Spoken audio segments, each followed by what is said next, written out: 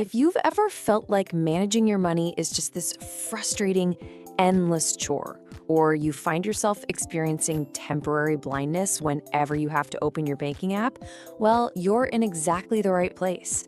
Today, our goal is super focused. We're going to transform budgeting from a stressful, restrictive task into your ultimate tool for financial freedom. But first, I have a quick question for you, and be totally honest here. Why do so many of us completely abandon our budgets by March? It's an incredibly common phenomenon. You know the drill. You sit down in January, you're highly motivated, you set up this absolutely beautiful spreadsheet, and then by week 8, life happens. That spreadsheet hasn't been opened in a month. Why does this keep happening to us? Okay, let's dive into this, because the stakes are actually a lot higher right now than you might think. Recent data from the Australian Bureau of Statistics showed that the household saving ratio dropped to just 3.0%. That is a really stark reminder of how quickly our savings can erode when our expenses just start outpacing our income. Mastering our cash flow isn't just some nice to have right now. It is absolutely crucial for protecting ourselves against widespread financial stress. The real reason our budgets fail? It isn't bad math. We don't fail because we suddenly forgot how to add or subtract. We fail because money is deeply, deeply emotional. Our financial decisions are totally tied to our feelings, our daily stress levels, and our ingrained habits. Whether it's the quick thrill of buying something new or the non-anxiety of an unpaid bill, emotions are the things actually driving the wheel. So, here is our roadmap for this explainer. We'll start with why most budgets fail. Then, knowing your actual numbers, choosing your budget framework, taming irregular expenses, and finally, automating for long-term success. We are going to break this down into a highly structured, step-by-step blueprint. All right, section 1, why most budgets fail. Let's unpack the psychology that's actively working against us. Now, what's really interesting about this slide is how our brains are literally wired with cognitive shortcuts or biases that sabotage our best intentions. For instance, optimism bias makes us wildly underestimate our future expenses. We just assume everything will go perfectly. Then there's loss aversion, which causes us to feel the pain of saving money way more acutely than the future benefit. We also rely on emotional spending as short-term stress relief. And finally, if you go from literally no budget to tracking every single cent overnight, being too restrictive too quickly almost guarantees burnout. Moving right along to section 2, knowing your actual numbers. Before we pick a system, we absolutely have to assess our current financial reality. Your expenses generally break down into 3 specific types. You've got fixed, variable, and periodic. Fixed costs stay exactly the same, like your rent or mortgage. Periodic are those expected but non-monthly bills. But look at variable expenses. Those are the things that constantly fluctuate, like groceries or dining out. Did you know people frequently underestimate their variable spending by 20% or more? That is huge. That's why categorizing based on your past 90 days of bank statements is absolutely crucial for getting an accurate baseline. A simple worksheet is honestly all you need to start.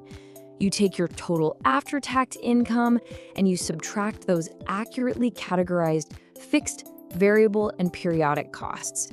This gives you the foundational data. You have to know exactly where you stand right now before you can possibly decide where your money is going to go next.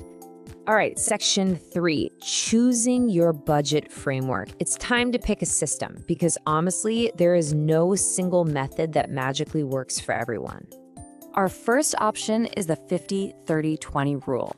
This framework suggests allocating 50% of your after-tax income to needs, 30% to wants, and 20% to savings and debt repayment. What I absolutely love about this is that it makes budgeting instantly visual and straightforward. If you're someone who prefers broad guidelines over tracking every single dollar, this proportional allocation is a fantastic starting point. But if you want a bit more control, there is zero-based budgeting. Apps like YNAB completely rely on this. And this brilliantly illustrates a fundamental shift in thinking. Spending everything isn't the goal here. The goal is giving every single dollar a defined purpose before the month even begins. Whether a dollar's job is to pay a bill, buy groceries, or just sit patiently in a savings account, income minus expenses equals exactly zero. Then we have the envelope system. You can do this either physically or digitally. With the cash envelope system, you literally put physical cash into paper envelopes for specific categories. Once the cash is gone, it's gone. It is an incredible way to cut down on frivolous spending. The digital envelope system uses multiple bank accounts or apps to do the same thing. It's obviously much safer and more convenient than keeping hundreds of dollars under your mattress, but it definitely requires a bit more personal discipline to not just swipe that card when the digital envelope is empty. Section 4, taming those irregular expenses. Let's talk about the biggest budget killers out there, those costs that don't arrive neatly every single month. So the crucial point is this, that $1,200 annual car insurance premium is not a surprise. Yet irregular expenses like insurance, holiday gifts, or predictable car maintenance constantly derail us. They make us feel like we've totally failed at budgeting, but they are entirely predictable. The strategy here is simply to take that $1,200 annual cost, divide it by 12, and allocate $100 into your budget every single month. This leads us to a really vital distinction. Emergency funds versus sinking funds. Conflating these two is incredibly dangerous for your financial health.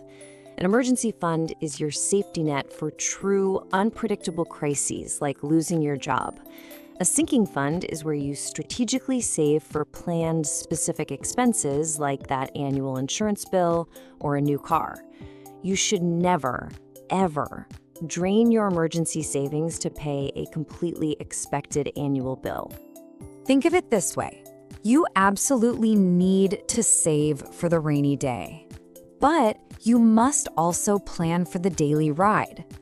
Setting up sinking funds or just a buffer account where you transfer a set monthly amount ensures that when those semi-predictable expenses arrive, the money is already sitting right there waiting for them.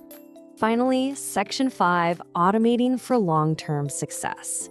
This is the final piece of the puzzle, bringing everything together so your system actually survives contact with your busy daily life. Let's move to and see how this builds the ultimate pipeline for putting your financial plan on autopilot. Step 1. Pay yourself first by scheduling automatic transfers to your savings the very moment your paycheck hits. Step 2. Automate your recurring bill payments so you never see a late fee again. Step 3. Set up a recurring transfer to steadily build that emergency fund. Step 4. Automate your retirement savings. And Step 5 brings the whole shebang together by using a reverse budget. A reverse budget completely reframes the narrative here. Instead of agonizingly tracking every single coffee you buy, you automate all your essentials, your savings, and your investments first. Once those obligations are automatically covered, you can freely spend whatever balance is left in your account without an ounce of guilt. It entirely eliminates the daily stress over everyday discretionary spending. I really want you to internalize this. A budget is not a punishment. It is a tool for freedom. Adopting a growth mindset around your money changes absolutely everything. It's not about deprivation. It's about making deliberate, conscious choices to reduce uncertainty in your life. Ultimately, this comes down to finding your perfect balance. By deeply understanding your income, categorizing those expenses, picking a framework you actually like and then automating the heavy lifting, you create lasting financial stability. You build a machine that just works for you in the background. I'll leave you with this final provocative thought. What does financial freedom actually look like for you? And more importantly, what is the very first step of your finances that you are going to automate today? Don't wait. Take just one piece of what we covered, automate it right now, and kickstart your journey toward true financial peace of mind.